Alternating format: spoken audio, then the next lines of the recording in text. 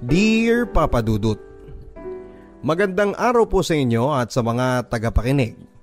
Masaya ako habang sinusulat ko ang kwento na ito ng aking karanasan sa buhay pag-ibig dahil may lakas na ako ng loob na magsulat.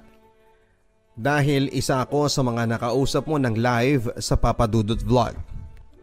At doon ay sobrang saya ko dahil nakausap kita at isa ka sa mga idol ko simula pa lang noong elementarya ako. Mahilig na kasi ako makinig ng kwento nyo. Dahil marami akong natututunan sa mga payo mo sa mga sender. At hanggang ngayon ay hindi pa rin ako makapaniwala na nakausap kita at sobrang overwhelmed ako. Papa Dudut, madami akong tinatago sa buhay ko. Yun ay para maproteksyonan ang mga tao na kasama ko sa kwento ng buhay ko. Iniba ko ang kanilang mga pangalan. Ako nga pala si Well, 22 years old. 5'7" ang height, maputi, makinis, at singkit. Na madalas ay napagkakamalan akong Koreano. Isa rin po akong bisexual. Naramdaman ko ito nung high school pa lamang ako dahil attracted ako sa kapwa ko lalaki, Papa Dudut. Lumaki ako sa masayang pamilya, buo at may mapagmahal na mga magulang. Lumaki ako ng may disiplina at may takot sa Diyos. Tubong aklan ako, Papa Dudut, at pagkatapos kong mag-aral ng high school ay lumuwas na ako ng Maynila para mag-aral ng kolehiyo. Hindi ko natapos ang kurso ko bilang HRM, kaya kumuha na lang ulit ako ng Food and Beverage Service, bali 6 months lang po yon. Pagkatapos ay nag-OJT ako sa Bellevue Manila Hotel ng 3 buwan. Maganda yon dahil 5-star hotel. Noong natapos ang training ko, Papa Dudut, ay agad ako nag-apply sa isang sikat na resort and casino dito sa Manila. Natanggap naman ako pero ang tagal kong mag-start sa work. Kaya naman napagpasyahan ko na mag-apply muli at swerte kong natanggap ako sa isang magandang kumpanya dahil direct ako doon bilang sales clerk. Magandang benefits, bali 6 months contract lang sana ako. Pero pagdating ng endo ko ay na-promote ako bilang regular employee at lumaki pa ang sahod ko. Nagkaroon din ako ng 16 vacation leave at 16 sick leave.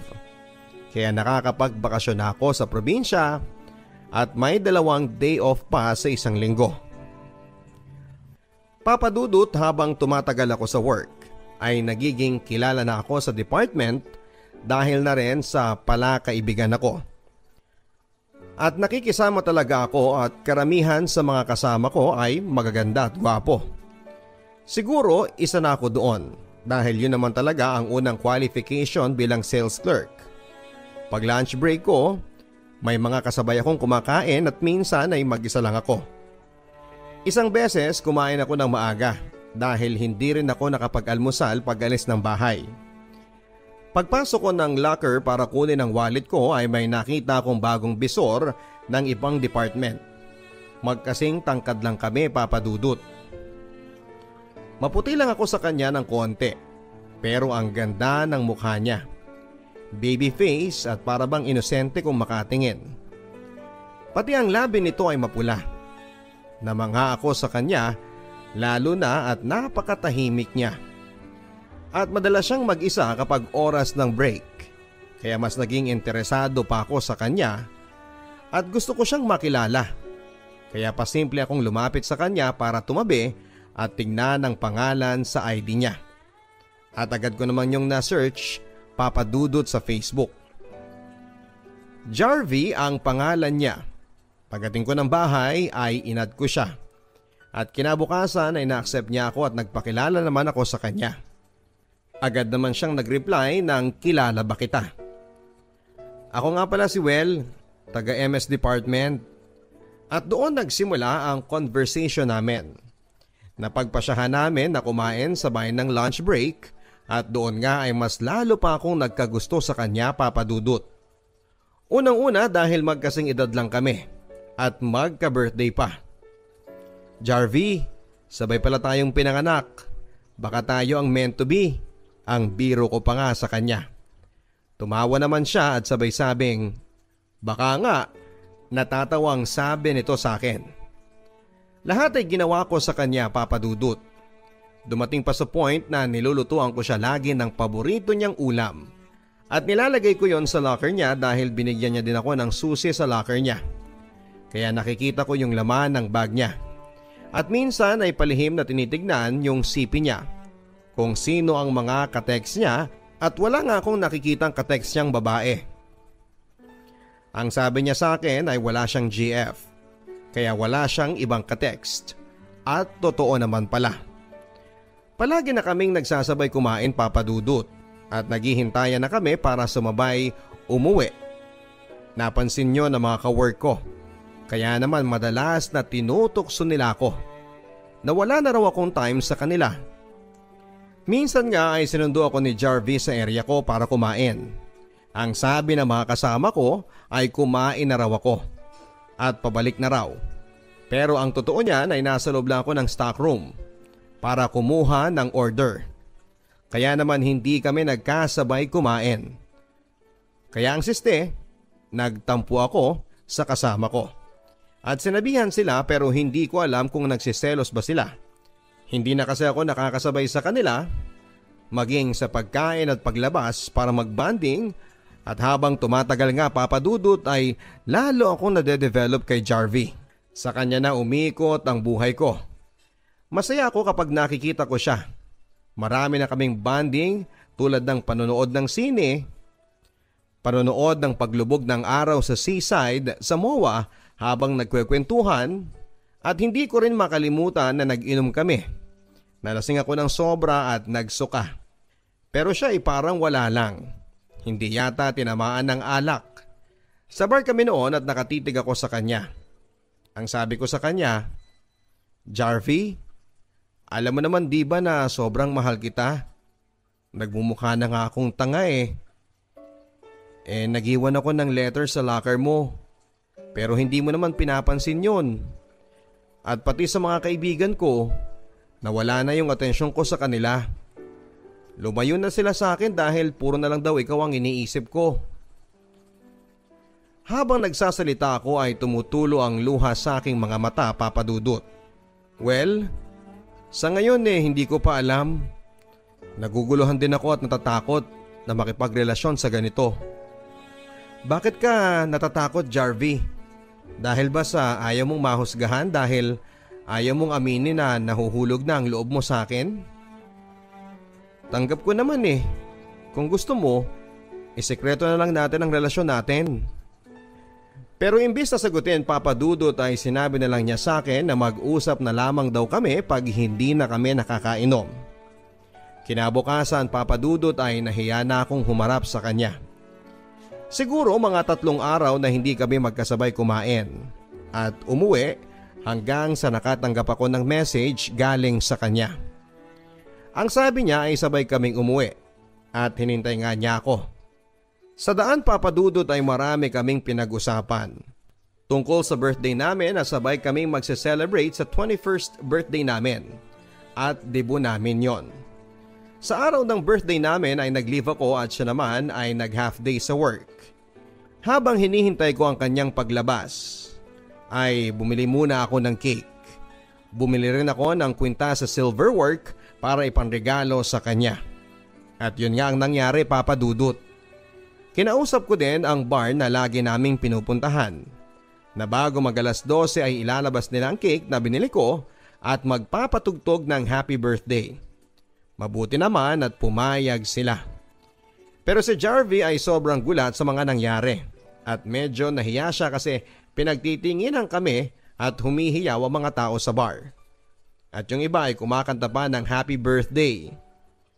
Sa pagkakataong yon, Papa Dudut, ay ibinigay ko na sa kanya ang birthday gift ko. Ang sabi niya ay sa bahay na lang daw niya bubuksan dahil nahihiya daw siya sa maraming nakatingin sa amin. Ako naman ay nagpumilit na buksan na ni Jarvie yon dahil gusto ko talagang makita ang reaksyon niya. Binuksan niya nga at natuwa siya, Papa Dudut.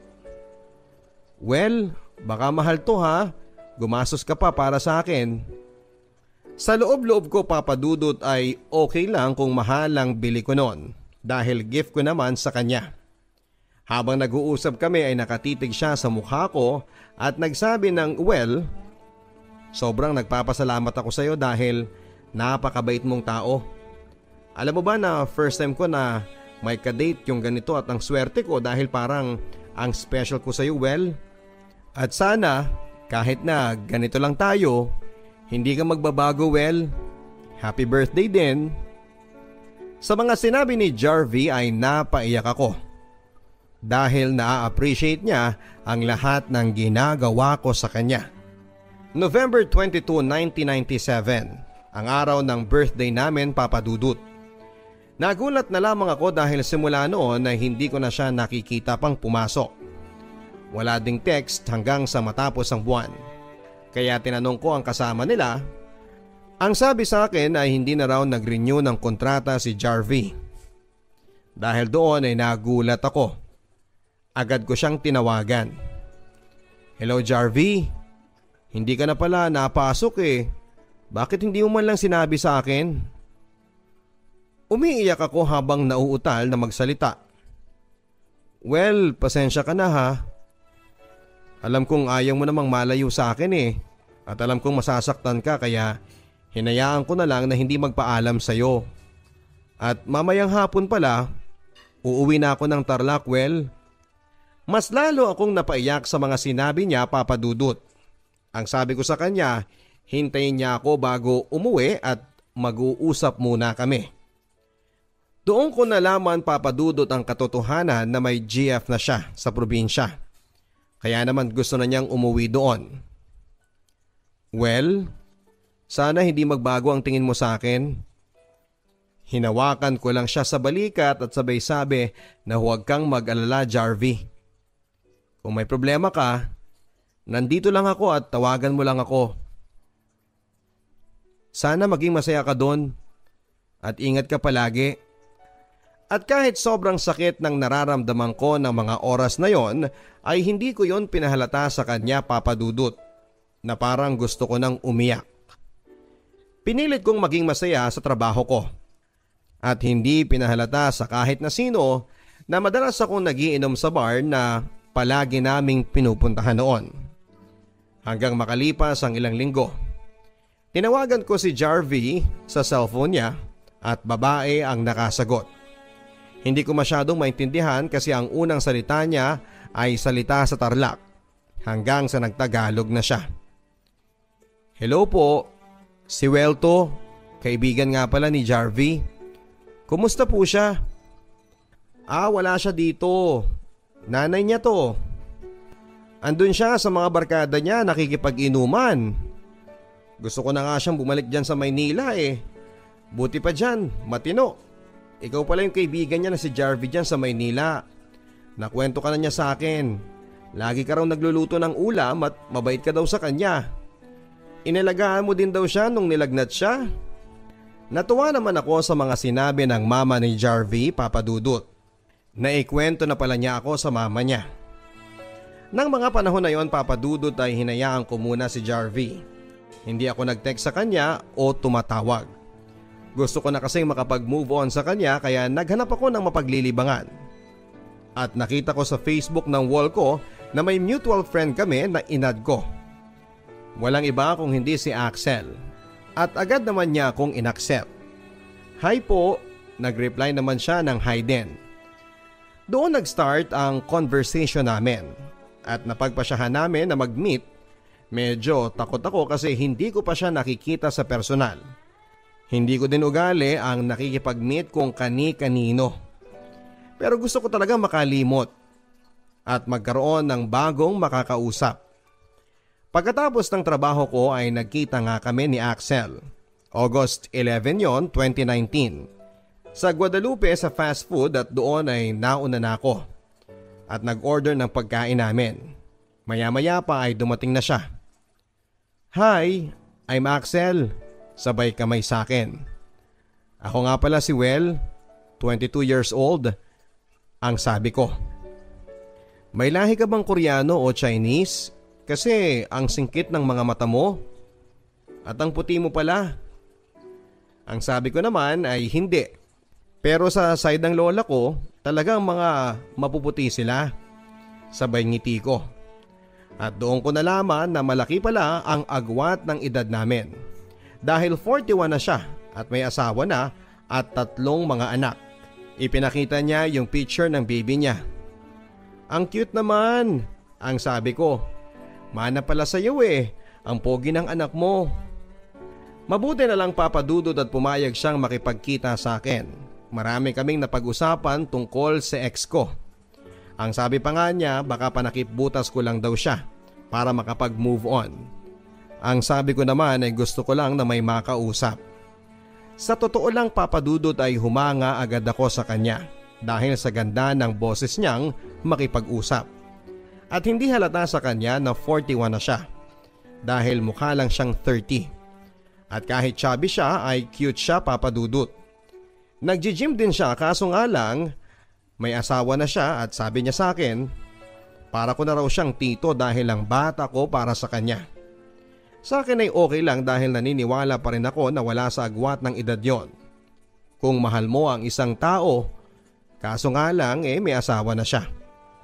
Pero nagpatuloy naman ang pag-uusap namin. Palagi pa rin kami nagte-text at nagvi-video call. Kahit nasa work ako ay lagi na rin ako nag-a-update sa kanya. Kung ano ang ginagawa ko hanggang sa nawala na nga yung feelings ko para kay Jarvie.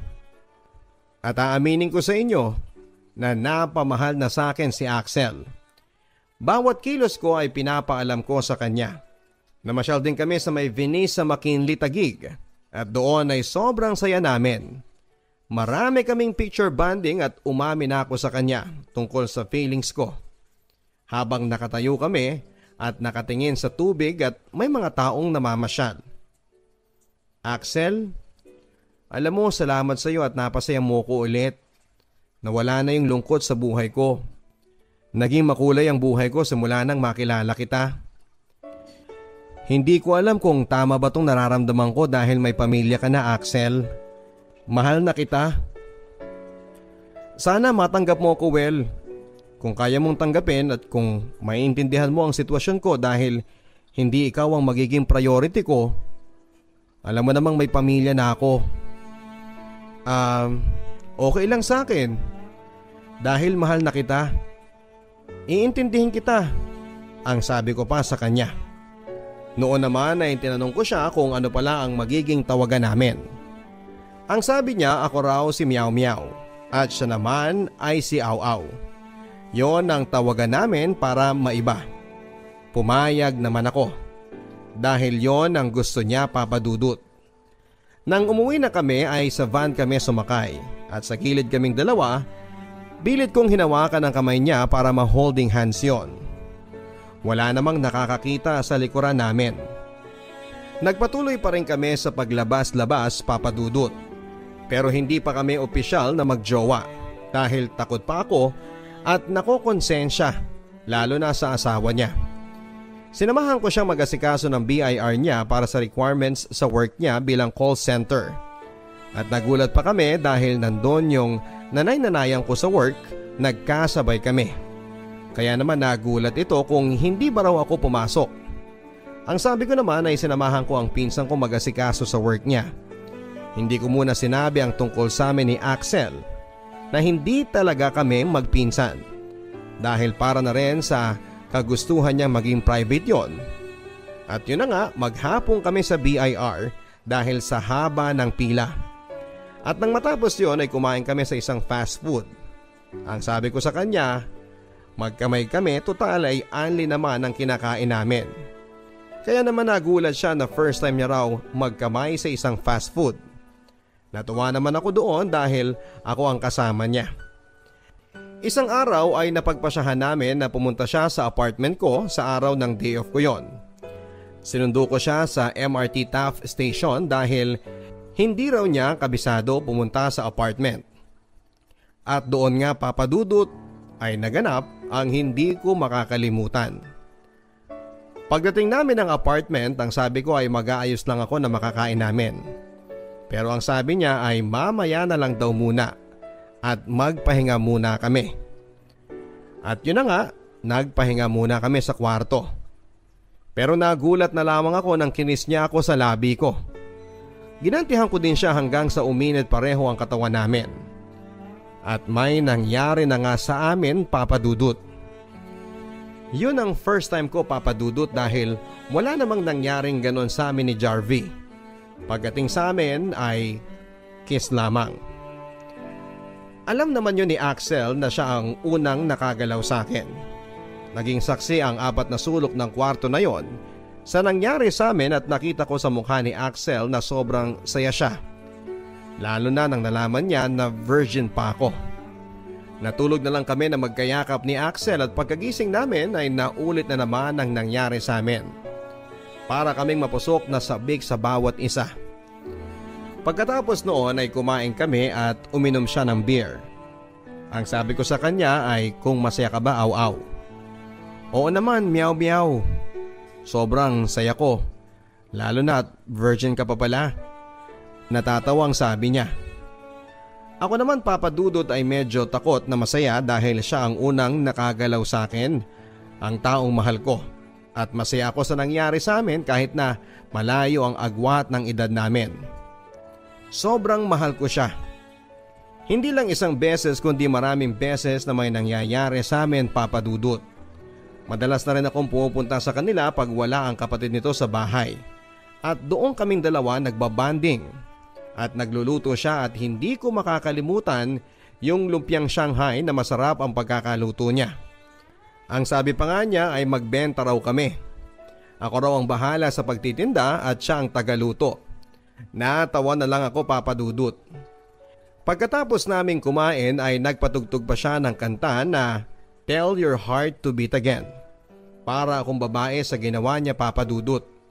Hinawakan niya ako sa bewang ko at nilagay niya ang kamay niya dito at kinuha niya ang kamay ko at ilagay ko raw sa balikat niya. Ang bagal naming magsayaw at ang sweet at naghahalikan kami habang ang tanging kilig at saya ang nararamdaman ko noon. Minsan nakikita na lamang kami sa labas para kumain sa Guadalupe at binibilhan ko siya ng pasalubong dahil masaya na ako kapag nakikita ko siya. At minsan ay sinosurpresa ko rin ito sa bahay nila pero nagalit siya at ang sabi niya sa akin, Meow, ayaw ko ng ganyan na basta ka na lang susulpot sa bahay ko. Paano kung nandito si Utol? Mahuli pa tayo. At saka ayaw ko ng ganyang setup, Meow. Yung susulpot na lang at wala ako ngayon sa bahay. Nandito ako sa pinsa namin matutulog, Meow. Umuwi ka na muna, saka na lang tayo magkita. At sa susunod, mag-text ka, Meow. Mag-ingat ka sa pag-uwi mo. Ako naman, Papa Dudut, ay pumunta muna sa loob ng Dunkin Donuts sa malapit sa kanto nila. Sa totoo lang ay masama talaga ang pakiramdam ko ng araw na yon. Na para ba akong nilalagnat dahil gusto ko siyang makita. Bala ko sana siyang hintayin noon, Papa Dudut. Tulala ako noon habang nagkakape. Hanggang sa umuwi na rin ako dahil wala na ako sa mood. 3 months na rin kami mag-on, Papa Dudut. Nang mag-leave ako sa trabaho dahil kailangan kong umuwi upang mag-abay sa pamangkin ng nanay ko. Ingrande ang kasalang yon. Kasama ko ring umuwi ang aking ate na galing ng Taiwan. At si kuya ko. Nag-enjoy ako sa bakasyon dahil nakasama ko si nanay at ang mga bunso kong kapatid. Lagi pang nagluluto ng masasarap na pagkain at talaga namang paborito ko pang pagkain ng ulam. Pero kahit nasa province kami, ay patuloy pa rin kaming nagte-text at nagtatawagan ni Aw-Aw pag oras ng break time niya sa kanyang trabaho. At madalas din ako mag-update sa kanya ng kung ano-ano ang mga ginagawa ko. November 9 ay biyahe na kami ni ate pabalik ng Maynila, Papa Dudut. Ang dami naming dala pabalik kaya nagbarko na lamang kami. At kinabukasan na ang dating namin ng Maynila, November 10. Eksaktong birthday ni Aw-Aw. Hindi niya alam ang pagbalik ko at gusto ko talaga siyang sorpresahin at wala siyang kamalay-malay na habang katext niya ako ng gabing yon. At bago magpatakang alas 12 ay nagpadala na ako ng video at doon ay may mensahe na binabati ko siya ng happy birthday. Ginawa ko ang video sa bahay pa lang, Papa Dudut. Sa room ko At ayaw ko naman siyang tawagan, baka malaman niya na pabalik na pala ako. Sakto naman ang dating namin ng Maynila 6:00 ng umaga. Kaya nakapagpahinga pa ako at nakatulog ng 3 hours bago ako mag-ayos at pumunta kay Aw-Aw. Dala ko ang mga pasalubong ko sa kanya.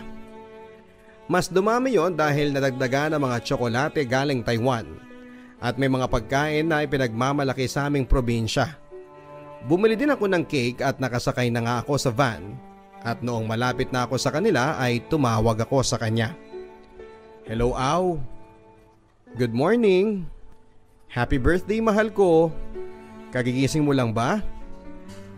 Hello Meow. Salamat, oo, kakagising ko lang. Hindi pa ako nakakapagkape. Aw-Aw, may surprise ako. Pupunta ako dyan sa inyo. Madami akong dala kaya salubungin mo na ako ha. Hindi ba Aw nasa province ka? Niloloko mo yata ako eh. Papadudot na gulat nga siya at ang sabi niya ay bakit pa raw ako nag-abala. At marami siyang tanong. Bumili kami ng litsyong manok sa labas at marami pa sana akong bibilhing pagkain. Pero pinigilan naman ako nito na huwag na raw dahil kami lang namang dalawa.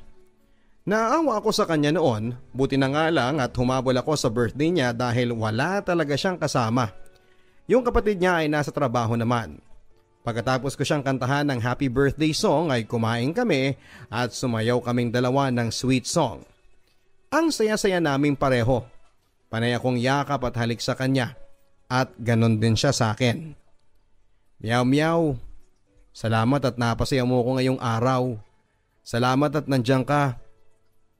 Maunawin ka at sobrang napakamalalahanin mo, Meow. Sana hindi ka magbago. Aw-Aw, sobrang mahal kita. Kahit na sobrang komplikado. At sana hindi mo ko iwan. Mahal na mahal kita. Pagkatapos ay may nangyari sa amin noon. Natulog na ako dahil pagod ako at siya naman ay nagsimba muna at sa totoo lang papadudot ay sobrang mahal na mahal ko na siya. November 22, 2019 ay nagdiwang din ako ng birthday ko. 22 years old na ako at nagsimba kami ni Aw-Aw sa Quiapo. Bumili kami ng bracelet namin na ang ibig sabihin daw ay lucky charm. Pinagawa talaga yon ni Aw-Aw kung kaya sobrang iningatan ko yon. At hanggang ngayon ay nasa sa akin pa rin. Pagkatapos namin magsimba ay nag-check-in kami sa hotel upang doon na mag-overnight. Maraming nangyari sa gabi na yon, papadudot. Uminom kaming pareho. Lasing at kinantahan niya ako at nag-video pa siya ng pagbati sa aking kaarawan. First week ng December, papadudot, ay dumating ang kinakatakutan ko. Ang pag-uwi niya ng probinsya kung saan ay andon ang asawa at anak niya. Sinabi niya yun sa akin at wala naman akong magawa dahil mahal ko siya. Lahat ng gusto niyang gawin ay sinusuportahan ko. At nabanggit niya rin sa akin na baka sa Iligan na siya mag-work sa construction firm. Papadudot, bago siya umuwi ay niyaya ko muna siya na mamasyal sa MOA. At para na rin mabilhan ng pasalubong ang anak niya ng damit, sapatos, laruan at pinabalot namin yon sa gift wrapping section. At noong matapos na kaming kumain sa restaurant ay nag-check-in muli kami sa isang hotel. Doon ay sobrang memorable sa akin. Pagkatapos noon ay nagpahinga at natulog na si Aw-Aw. Habang yakap-yakap niya ako. Ako naman ay gising noon. Iniisip ko ang aming sitwasyon. Sa pagising niya, Aw, wag mo kong iwan ha, kahit na ano man ang mangyari. Mahal na mahal kita. Pagkatapos noon ay may kinuha siyang supot. Naglalaman yun ng stuffed toy na binili namin sa SM. Sobrang cute noon at aso yung stuffed toy. Ang sabi niya ay i-video mo ko, Meow. At sabi niya sa video, Aw-Aw, please take care of my Meow Meow. Sabay halik dito at ibinigay sa akin. Kapag na-miss mo ako Meow Meow, yakapin mo lang yan. At itabi mo sa pagtulog mo. Parang nasa tabi mo na rin ako niyan.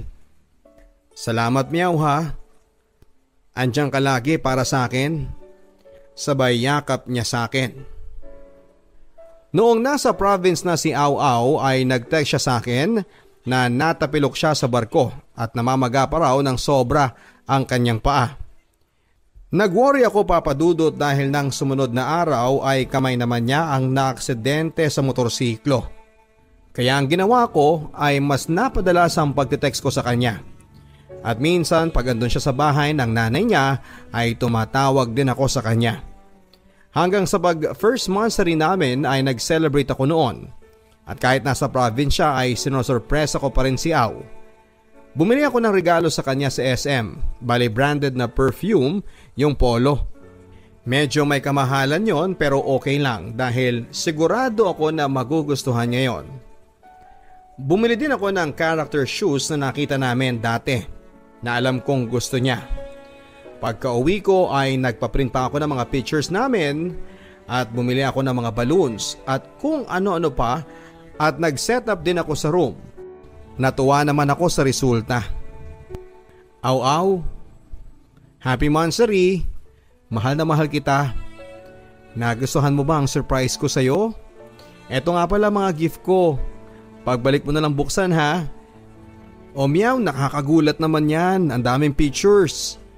At saka ang mahal niyan, nag-abala ka pa. Ang sweet mo talaga.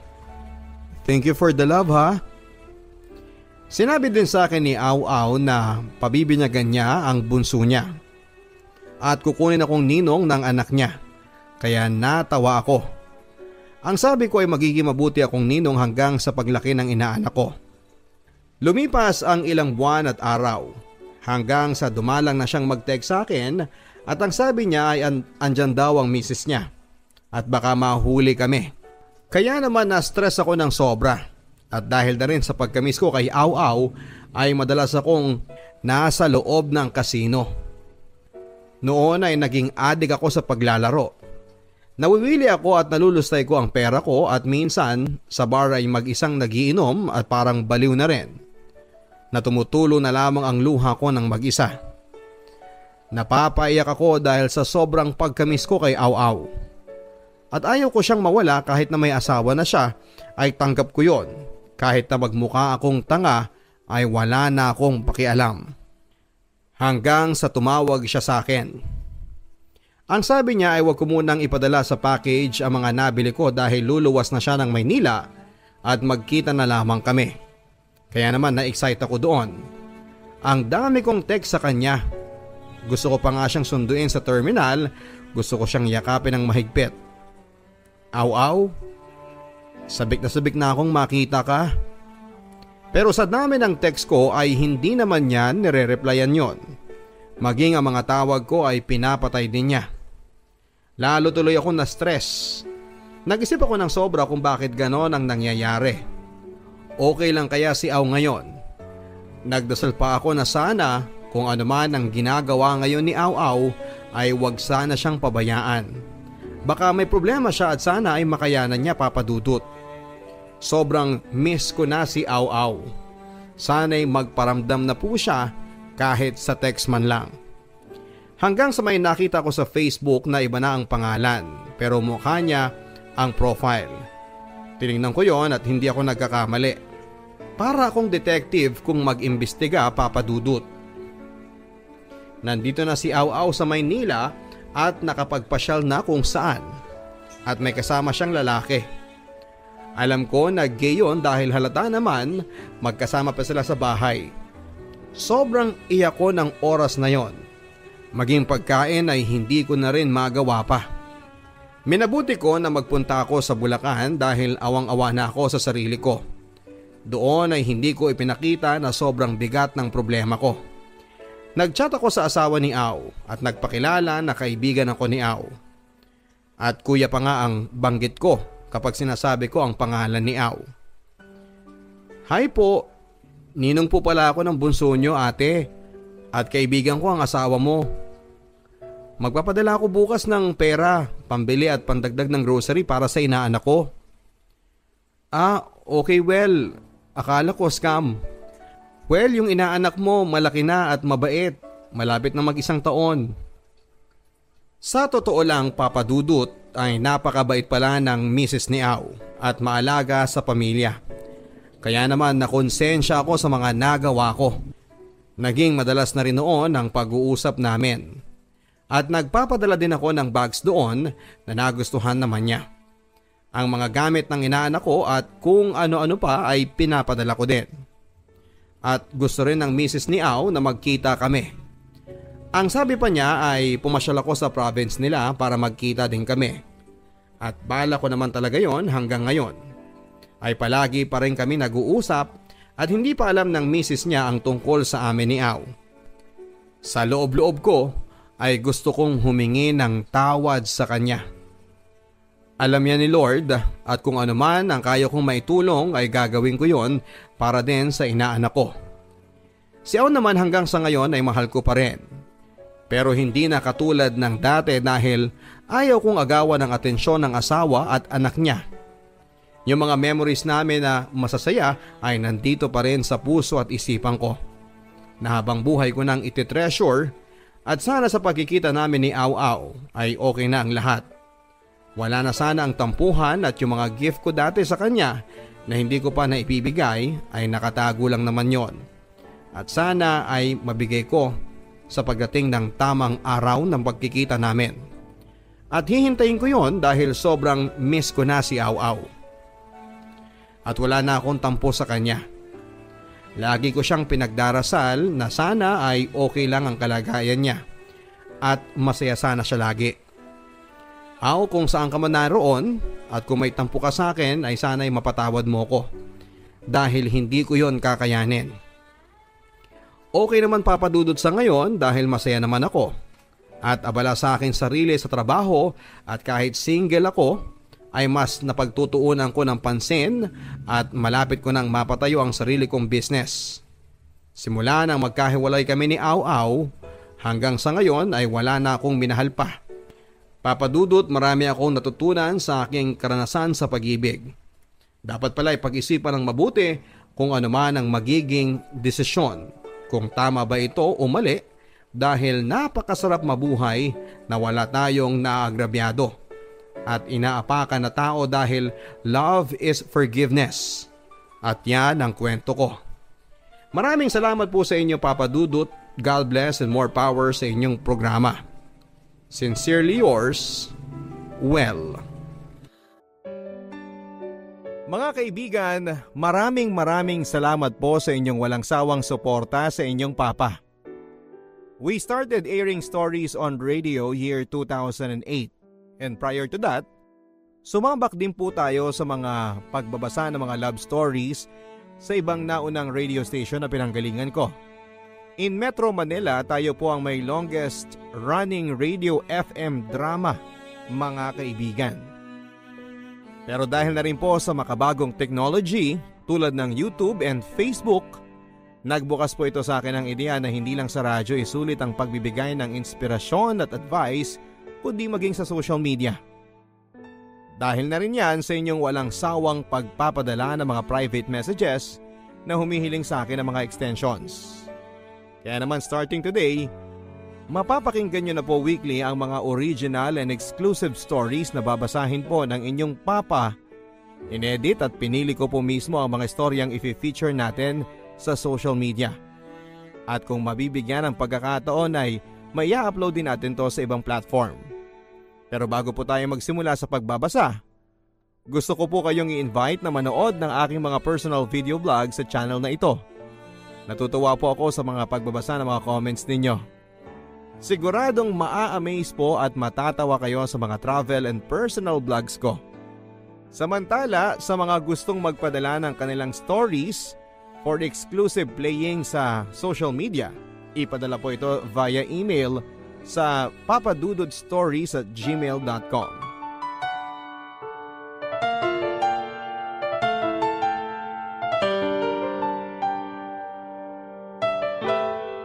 Dear Papa Dudut, itago niyo po ako sa pangalang Ellie. Bunso ako sa 4 na magkakapatid at tubong Bicol. Hindi ko na lang po sasabihin ang eksaktong lugar namin sa Bicol para sa aming privacy at respeto na rin po sa kahilingan ng aking mga magulang na malayo sila sa kahihiyan. Kahit pa matagal na kaming wala sa Bicol, andun po kasi halos ang lahat ng aming angkan. May 2 dekada na rin kaming naninirahan dito sa Maynila. Bagamat hindi magarbo ang aming naging buhay sa syudad, ay masasabi ko naman pong naging masaya ang aming pamilya. Hindi istrikto si Papa. Palibhasa ay naniniwala siya sa aming mga anak nila na hindi kami gagawa ng mga bagay na ikapapahamak namin. Malalaki na ang mga anak natin, Marieta. Hindi na natin sila kailangang paghigpitan. Isa pa dumaan tayo sa pagkabata. Alam mo naman ang mga kabataan ngayon. Kapag lalo mong pinaghihigpitan, mas lalong lumalaban at nagre-rebelde sa mga magulang. Madalas na paalala ni Papa kay Mama sa tuwing nagsisimulang maglitanya si Mama tungkol sa pag-uwi ko ng 10 oras ng gabi. Kung maibabalik ko lang ang panahon, sana pala ay nakinig na lamang ako sa litanya ni Mama. Na umuwi ako araw-araw ng maaga at umiwas sa mga maling barkada. Kung pwede lang sana ako mag-time travel. Marami kasi akong nagawa sa nakaraan na labis kong pinagsisisihan. Anyway, balik po tayo sa past. Ang mga kapatid ko ay may kanya-kanya na ring mga asawa at anak. Magto 24 na ako pero hanggang ngayon ay wala pa rin akong nagiging boyfriend. Pagkatapos ko kasing makipaghiwalay sa 3 kong naging boyfriend noong college, ay parang tinamad muna akong makipagrelasyon. Isa pa ay napapagod na rin akong ilihim kay Mama ang pag-BBF ko. Nakakatakot kasi si Mama. Baka masampal pa ako. Yun kasi ang lagi niyang panakot sa akin. Ang makakatikim ako sa kanya ng malutong na sampal kapag nagkamali akong magpabuntis sa kung sinong lalaki na walang matinong buhay. Unahin ko daw muna ang pag-aaral ko. Ibang-iba sila ni Papa kung gaano kaluwag sa amin si Papa ay siya namang higpit sa amin ni Mama. Buti na lang at nakatapos ako ng pag-aaral nang walang naging problema kay Mama na labis ko talagang pinagpapasalamat sa itaas. Sa totoo niyan, wala naman akong sineryoso sa lahat ng mga naging ex ko sa high school at college, Papa Dudut. May hinahanap kasi ako sa isang lalaki na hindi ko naman nakita sa mga naging karelasyon ko noon. Sabihin na nating picky o choosy ako at ayaw kong mapunta sa lalaking pwede na. Mas gusto ko yung lalaking pwede ko ding ipagmalaki sa lahat. Hindi naman po sa pagbubuhat ng sariling bangko, Papa Dudut, pero marami kasi ang nagsasabi sa akin na maganda daw ako. Kahawigan ko raw po si Angel Locsin, lalo na noong gumana pa siyang Darna sa GMA. Kasing sexy ko daw po kasi si Angel Locsin, sabi ng mga close friends ko sa opisina. Idagdag mo pa ang mapang-akit na mata kong tumitig. Isang araw ay lumapit sa akin ang isang office mate ko, si Rhea. May ipapakilala daw siya sa akin mamayang uwian. Oh, game ka na mamaya ha? Mabait si Jude. Yun nga lang, mahiyain pagdating sa'yo. Nagtataka nga ako sa kanya kasi hindi naman yun mahiyain dati. Pero parang sa'yo lang umurong yung dila niya at nawala yung self-esteem niya. Sigurado ka bang mapagkakatiwalaan yung Jude na yan? Oo naman, bes. Pinsang ko yun malinis ang record noon. Pagbibida pa ni Rhea sa pinsan niya na matagal na raw akong gustong makilala. Matangkad, makisig at maalaanghel ang kanyang mukha, Papa Dudut. At aaminin ko sa inyo, malakas ang dating niya sa akin. Maala Ruru Madrid ang datingan niya. Parang man of my dream siya sa kagwapuhan niya. Manager pala siya ng isa sa mga suppliers ng materyales sa aming kumpanya. At dahil trabaho ko ang makipag-coordinate sa mga suppliers ng aming company, agad siyang nagkaroon ng dahilan para makuha ang CP number ko. Isang gabi ay nakatanggap ako ng text mula sa kanya. "Hi, good evening Miss Ellie," ang sabi niya sa text. Agad ko naman itong nireplyan ng good evening din po, may I help you? With matching smiley pa para hindi naman awkward sa kanya. Pero laking gulat ko sa naging sagot niya sa akin. Tinatanong niya ako kung may boyfriend na raw ba ako. Siyempre dahil tipo ko siyang lalaki, ay wala na rin akong paligoy-ligoy sa pagsasabi na wala. Matagal na akong single. Pagkatapos ng pangyayaring yon, ay napadalas na ang pag-uusap namin ni Jude. Madalas na rin ang paglo-load ko ng Anli noon para lang makapag-reply sa mga text niya. Lumampas na rin ako sa budget load ko monthly. Dahil hindi na rin ako nakontento sa text, tumatawag na rin ako sa kanya. Napadalas na rin ang pagdalaw niya sa office namin. At palagi pa niya akong inaabangan sa uwian para ihatid lang sa tinutuluyan ko. Nagrent na rin kasi ako ng apartment malapit sa opisina at weekly na lamang akong umuwi sa bahay namin. Hindi nga nagkamali si Rhea sa pagbibida sa pinsan niyang si Jude. Gwapo, mabait, maginoo at maalalahanin siya, Papa Dudut. Dahilan para mabilis na mahulog ang loob ko sa kanya. Wala pang isang buwan nang naging kami na, Papa Dudut. Talaga? Sinasagot mo na ako? Nakangiting reply ni Jude sa akin. Oo naman. Bakit? Ayaw mo ba? Sige, wag na lang. Noon naman ay natatawang sabi ko sa kanya. Ikaw naman inaasar mo pa ako. Siyempre gusto ko maging tayo. Thank you Ellie ha. I love you. Mahal na mahal kita. Hindi ka magsisisi. Mas lalo ko sa iyong ipaparamdam na mahal kita. Excited at pasigaw na sabi ni Jude sa akin. Bakit ko nga ba patatagalin pa ang panliligaw niya sa akin, Papa Dudut? Kung sigurado naman ako sa nararamdaman ko para sa kanya. Ibang-iba siya sa mga dati kong naging jowa, Papa Dudut. Siya yung masasabi kong boyfriend material at maraming babae ang naiinggit sa akin sa tuwing nakalingkis ako kay Jude every time na namamasyal kami sa mall. Kitang-kita ko yon sa mga mata nila habang nakatitig sa aming dalawa ni Jude. Sorry na lang girls, taken na siya. Mga salitang tumatakbo sa isipan ko habang nakatingin din sa mga babaeng napapatingin sa amin ni Jude. Alam kong inggit na inggit sila sa akin. Ramdam na ramdam ko, Papa Dudut, na mahal naman ako ni Jude. Ibang klase kasi ang pag-aalaga na ginagawa niya sa akin. Pakiramdam ko ay para akong prinsesa kung ituring niya ako. Isang linggo bago magpasko ay niyaya ako ni Jude na lumabas kasama ang kanyang mga katrabaho. Nagpunta kami sa isang bar at doon ay nadat na namin sila ni Jude kasama ang kanilang mga jowa. Lumalim na ang gabi at napasarap na ang aming inuman hanggang sa inaya ko nang umuwi si Jude. Uwi na tayo, Han. Nahihilo na kasi ako ang sabi ko sa kanya habang nakahawak ako sa ulo ko. Pagkatapos noon ay iniwan na namin ang mga katrabaho ni Jude at nauna na kaming umalis sa bar. Sa apartment ko na lang muna tayo tumambay, Ellie. Mas malapit yun kaysa sa bahay ninyo. Isa pa, ayaw na kitang ipahatid pa sa taxi. Masyado nang malalim ang gabi, ang sabi ni Jude. Pumayag ako na sa apartment na lamang ni Jude ako makitulog. Masyado na rin kasing gabi at nahihilo na ako ng mga oras na yon. Dumating kami sa apartment at doon ay nakaramdam ako ng kakaibang init sa katawan.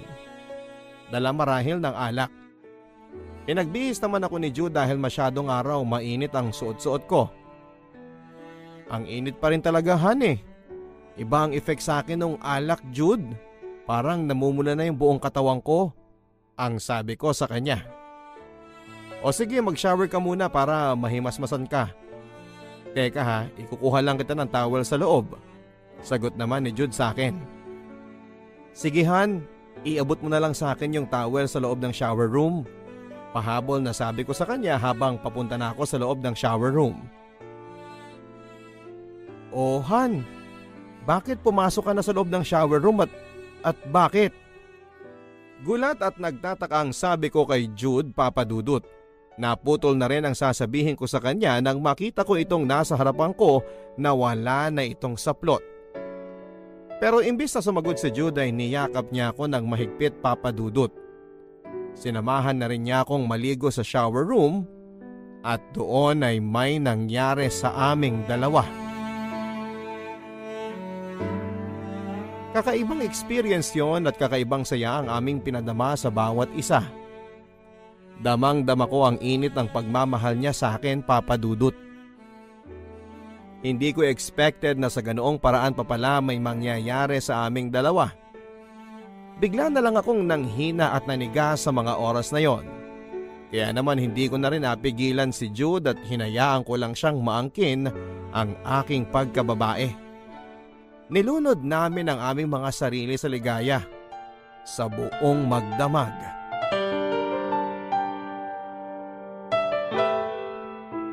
Kinabukasan ay parabang walang nangyari sa amin. Sa totoo niyan ay nahihiya akong pag-usapan kung paanong hinayaan ko na lamang siyang angkinin ang pagkababae ko ng gabing yon. Pagkatapos kong mag-almusal sa apartment niya ay hinatid na niya ako sa bahay namin. Pinabaunan ko na lamang siya ng goodbye kiss matapos niya akong maihatid sa bahay.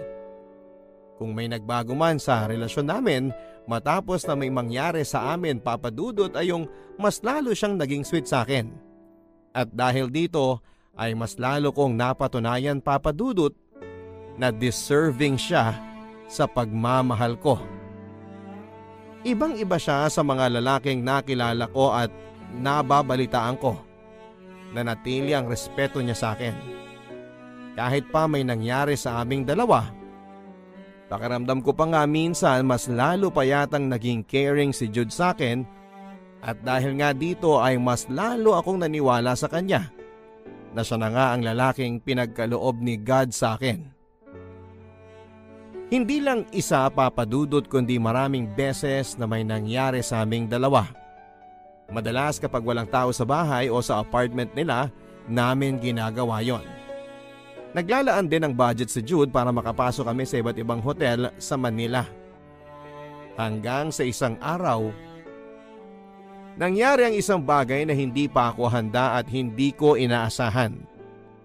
2 buwan ang nakakalipas pero hindi pa rin ako dinadatnan. Sinubukan ko muna ang pregnancy test at positive kaagad ang lumabas na resulta. Hindi ito maaari. Hindi pa ako handa.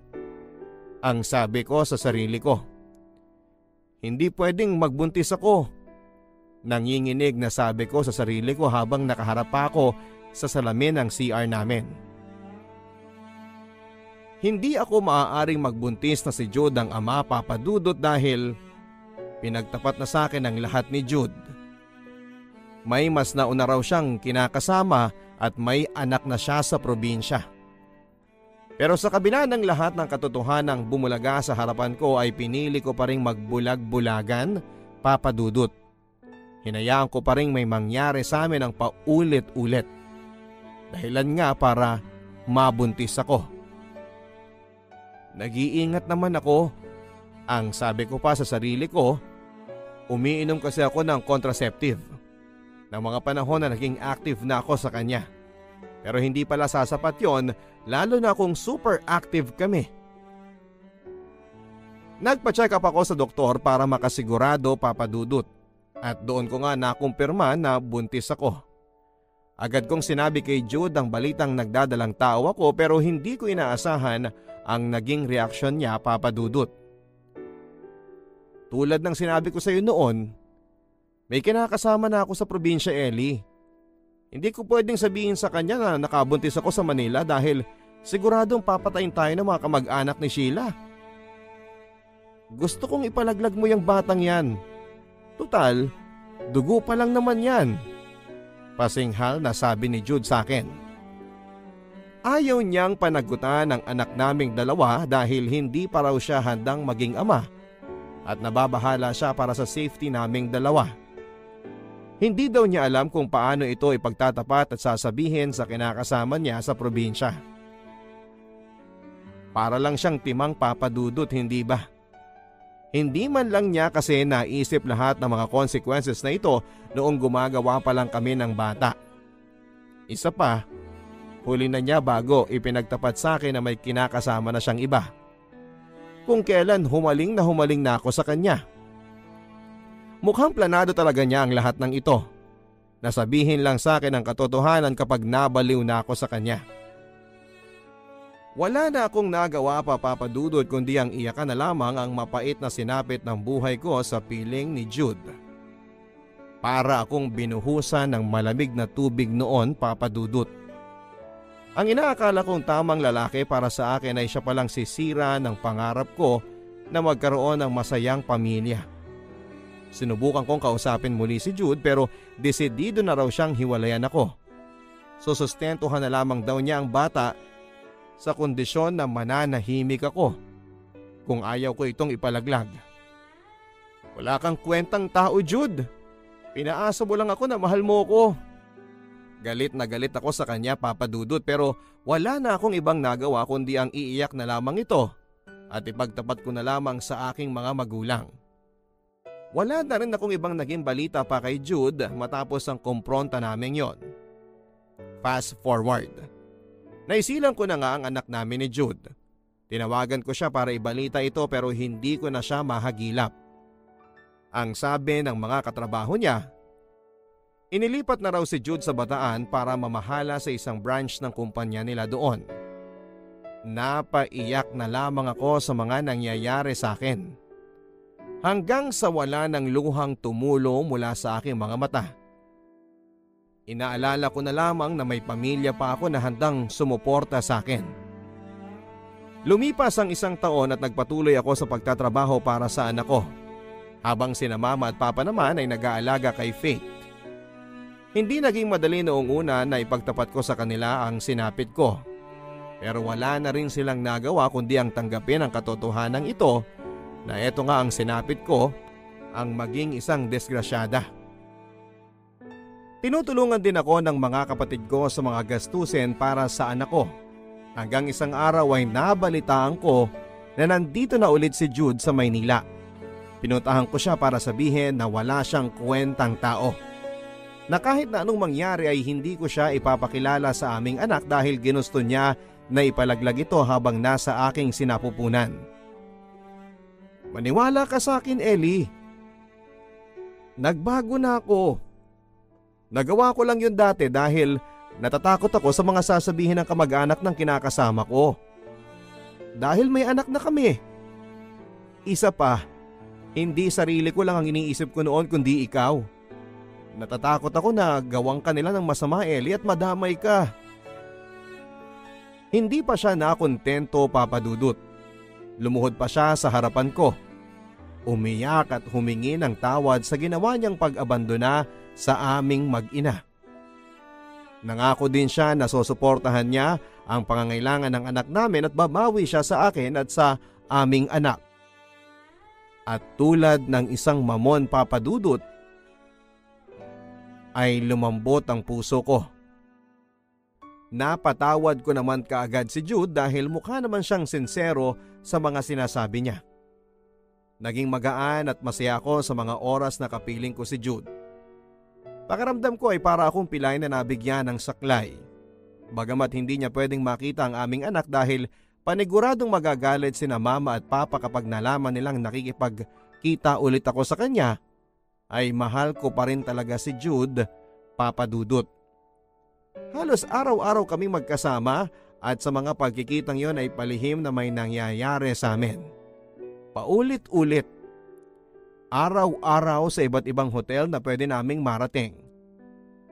Aaminin ko sa inyo, Papadudot, na namiss ko si Jude at mahal na mahal ko pa rin siya sa kabila ng lahat ng mga nagawa niya sa akin. Kalimutan mo na yung lumang Jude, Ellie. Totoong nagbago na ako. Hayaan mong patunayan ko sa iyong mahal kita. Kayo ng anak ko. Hahalikan na kita, Ellie. Namiss mo ba ako? Seryosong sabi ni Jude na punong-puno ng pagmamahal sa akin, Papa Dudut. Makalipas ang ilang buwan ay naramdaman kong nagdadalang tao na naman ako. Hindi na bago sa akin yon, kaya sigurado ako sa nararamdaman ko sa katawan ko. Takot na takot ako at naguguluhan dahil hindi ko alam ang sasabihin ko kina mama at papa. Tinext ko si Jude at sinabi kong buntis ako at buong magdamag ko siyang tinatawagan at tinetext, pero lumipas ang 2 araw, ni Haniho ay wala akong nakuhang sagot mula sa kanya. Hindi ko pa rin siya mahagilap. Sumagi na sa isipan ko na mukhang naulit na naman ang nangyari sa amin noon. Naisahan na naman ako ni Jude. Hanggang sa narinig ko na lang mula sa mga katrabaho niya na nag-resign na ito sa trabaho niya at wala din silang balita dito. Ipinagtapat ko sa aking mga magulang na nabuntis na naman ako. At si Jude pa rin ang ama nito. Dahil dito, Papa Dudut, ay nangyari na ang inaasahan ko. Nagalit si Papa. Nasampal niya ako. Wala kang kwentang babae ka? Hindi ka ba nahihiya sa amin ng mama mo? Wala kang narinig na sumbat sa amin nung una kang nagkamali sa lalaking yan. Pero ngayon, Ellie, malaki ding sampal sa mukha namin ang ginawa mo sa amin ng mama mo. Noon naman ay umiiyak na sabi ni Papa. Masakit para sa akin na marinig ang lahat ng ito mula kay Papa. Mas inaasahan ko kasi na si Mama ang manunumbat sa akin dahil sa hindi naman ugali ni Papa ang pagalitan kaming magkakapatid. Pero ngayon ay ibang usapan na. Mukhang napuno na sa akin si Papa. Hindi lang kasi sumbat kundi nasampal pa niya ako. Mabilis na kumalat ang balitang buntis na naman ako sa pangalawang pagkakataon, Papa Dudut. Nalaman ito kaagad ng mga kapatid ko at gano'n na lamang ang kanilang pagkadismaya sa mga nangyari. Kitang-kita ko sa kanilang mga mata kung paano nila ako husgahan dahil sa nagawa kong katangahan. Hindi ko na alam ang gagawin ko sa buhay ko. Gusto ko nang magpakamatay noon, Papa Dudut, pero sa tuwing inaalala ko si Faith, ang panganay ko, kung sino na lang ang mag-aalaga sa kanya kapag sumuko na ako, doon ay nabubuhayan ako. Pinalayas ako nila Mama at Papa sa sobrang galit nila sa akin. Hindi nila pinasama ang anak ko. Nagawa ko raw ito ng mag-isa kaya't dapat kong panindigan ng nag-iisa. Wala akong ibang tinakbuhan kundi ang panganay kong kapatid upang humingi ng tulong. Mabuti na lamang at nauunawaan ako ni ate at pinayuhan sa nagawa kong pagkakamali. Ellie, hindi ka pa ba nadala sa una mong pagkakamali? Huwag mong ikatwiran sa akin na mahal mo siya kaya ka bumuka ka. Hindi katwiran na mahal mo siya pero hindi mo gagamitin ang utak mo. Alam mo naman na hindi pa tayong lahat nakaka-recover sa unang pagkakamali mo sa parehong lalaki, Ellie. Sana nag-ingat ka na. Sana hindi ka basta-basta nagtiwala. Seryosong sabi sa akin ni ate. Ate, patawarin mo ako. Sa maniwala at sa hindi, nagmahal lang ako at nabiktima ng maling lalaki sa buhay ko. Hindi naman siguro masamang magmahal, ate, hindi ba? Alam mo yan, minahal mo din si kuya. Sagot ko naman sa kanya. Oo, nagmahal ako sa kuya mo, Ellie. Pero siya ang tamang lalaki para sa akin. At hindi ko pinahamak ang sarili ko sa pagmamahal sa maling tao. Mauunawaan ko kung isang beses kang nadapa at bumangon ka ulit pero anong ginawa mo?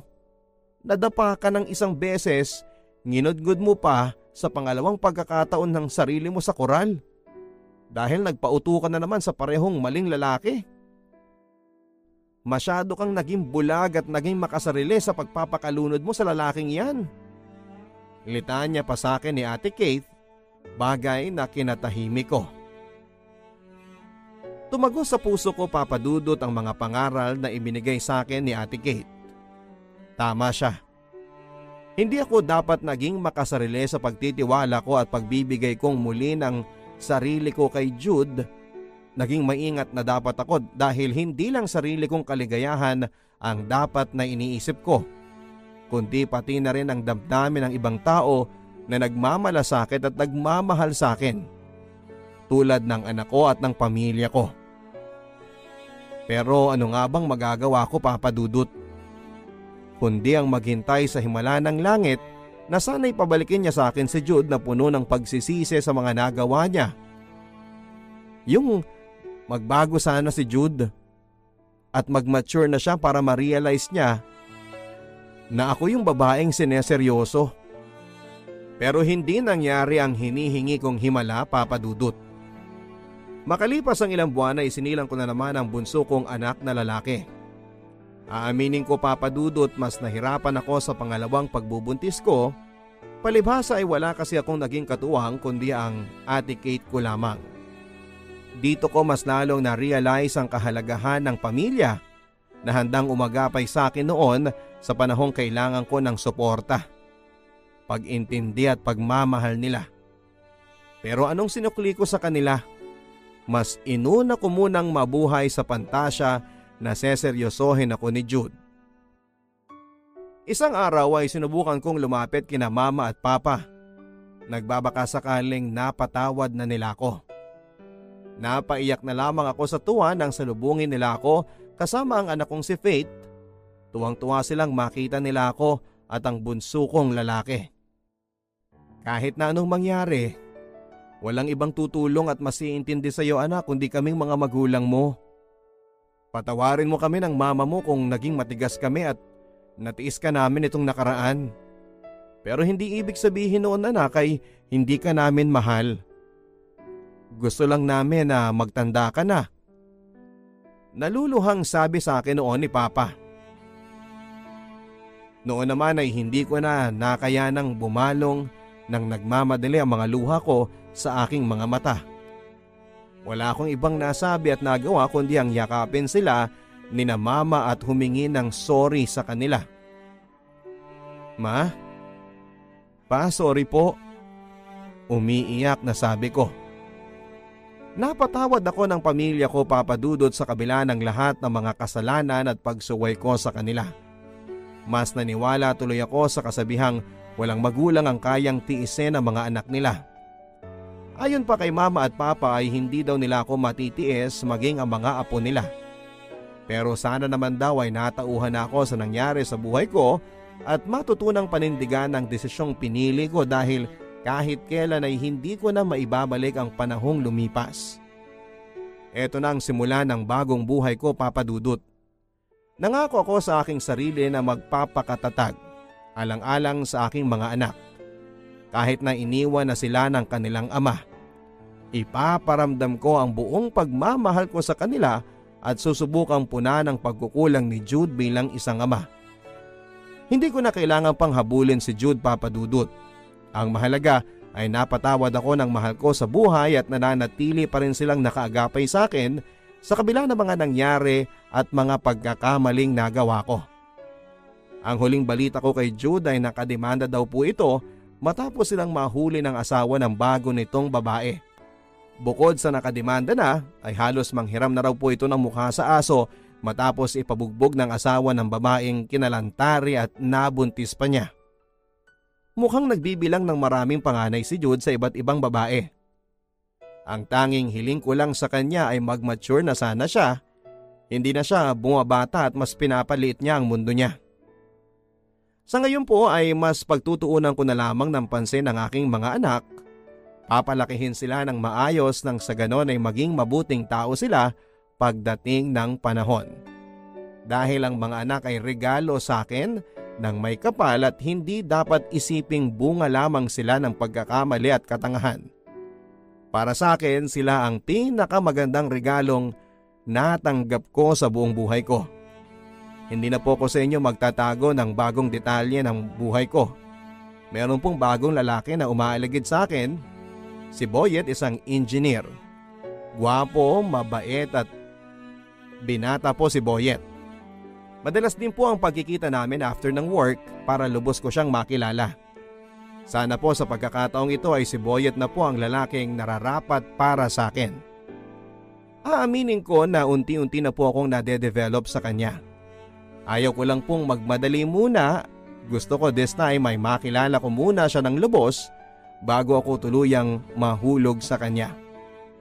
Hanggang dito na lamang po ang aking kwento at sana po ay nagustuhan ninyo ang aking storya. Sa mga nakikinig po, isa po akong babaeng nagmahal, nasaktan, nagmahal muli, sinaktan muli pero proud na bumabangon hindi lang para sa sarili ko kundi para sa mga taong minamahal ko. Ang inyong tagahanga, Ellie of Manila. Ang buhay ay mahiwaga, laging may lungkot at saya. Sa Papa Dudut Stories, laging may karamay ka. Parte na nga ng buhay ng isang tao ang magkamali. Nakakagawa tayo ng mga bagay na maaari nating pagsisihan sa bandang huli. Minsan nga ay hinihiling pa natin na sana ay mabalikan natin ang mga panahong pwede nating maitama ang mga pagkakamali nating nagawa. Huwag lang nating kakalimutan na hindi laging madali ang buhay. Ito ay isang mahabang proseso at haharap tayo sa mga pagsubok at marami sa mga ito ang magdudulot sa atin ng sobrang sakit. Pero sa mga naranasan nating ito ay meron naman tayong natututunan. Mabuti man ang epekto o masama, ito naman ang nagpapatibay sa atin bilang isang tao. Ika nga nila, experience is the best teacher but dealing with your weakness is a virtue.